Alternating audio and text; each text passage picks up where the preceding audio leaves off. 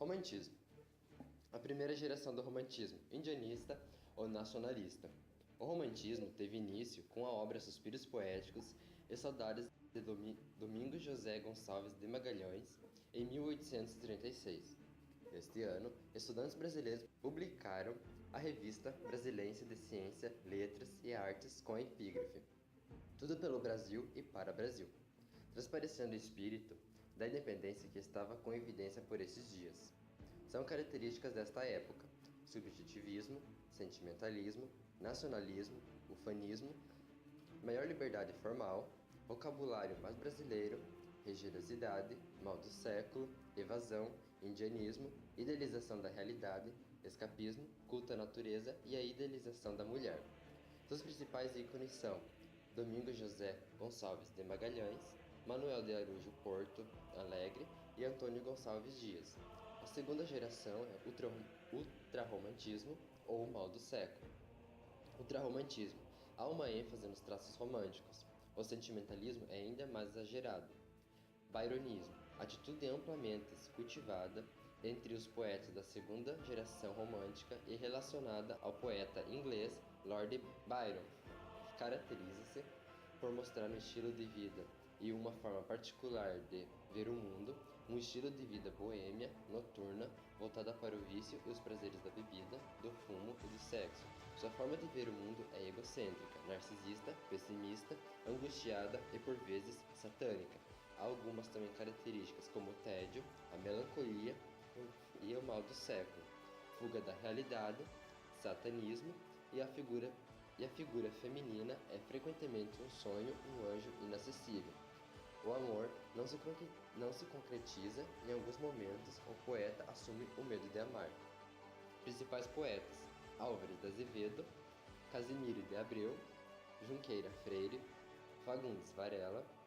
Terceira geração, Condoreira. Em 1888, a abolição da escravatura era o cume do movimento.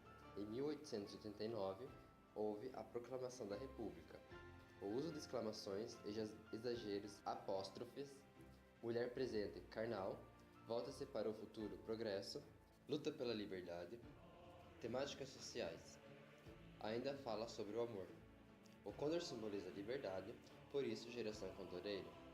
Principais poetas: Castro Alves, o poeta dos escravos, Sou Sandrade, o poeta da transição, considerado o poeta divisor de águas entre o romantismo e a nova escola, o realismo.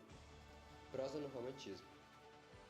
A primeira obra em prosa foi O Filho do Pescador, de Antônio Gonçalves Teixeira e Souza. A prosa no romantismo brasileiro poderia ser dividido em duas fases: antes de Alencar e pós José de Alencar.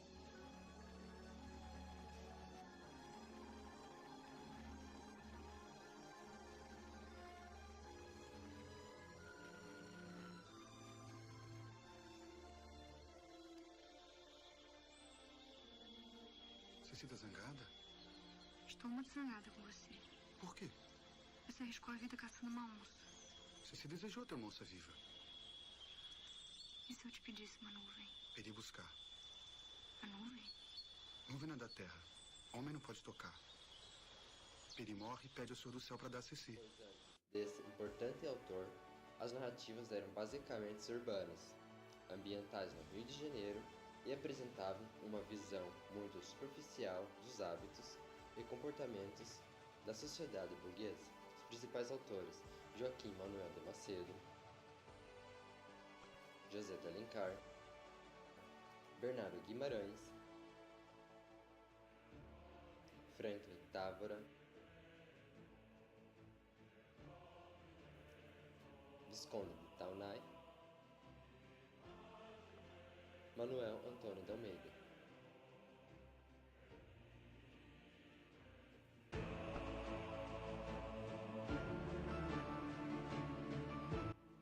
Realismo, em 1881. O realismo teve início com a obra Memórias Póstumas de Brás Cubas de Machado de Assis.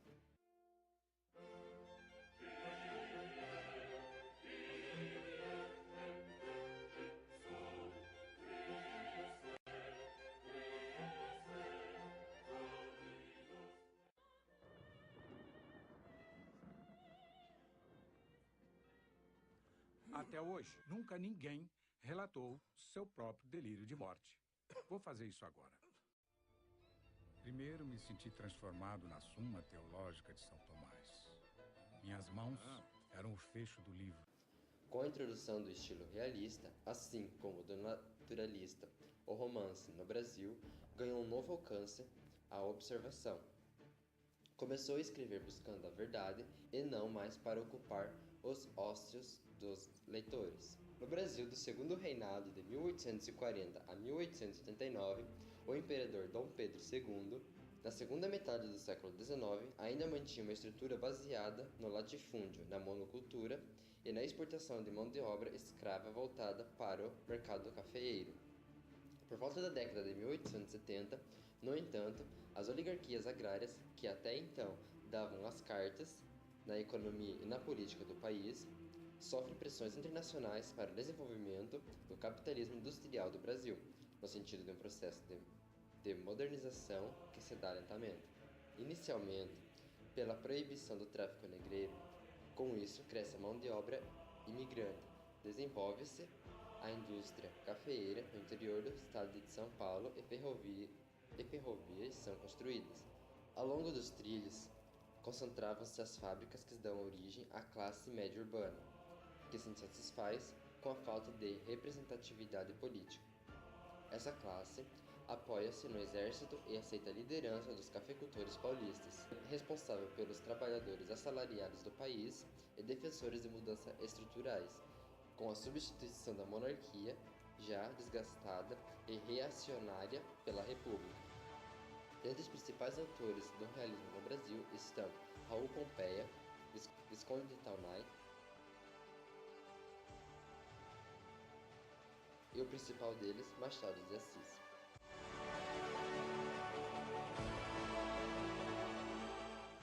Naturalismo. Alguns autores brasileiros, influenciados pela experiência de Émile Zola, cultivaram o romance naturalista, que procurava demonstrar a validade de uma teoria científica acerca do comportamento humano, como se a ficção de suas personagens fosse um laboratório de experiências científicas. Os escritores naturais utilizavam conhecimentos de biologia, da psicologia e da sociologia para explicar casos patológicos individuais, perdendo, por muitas vezes, o todo da realização brasileira. Os principais autores são Aloysio de Azevedo, Aderbal de Carvalho e Horácio de Carvalho.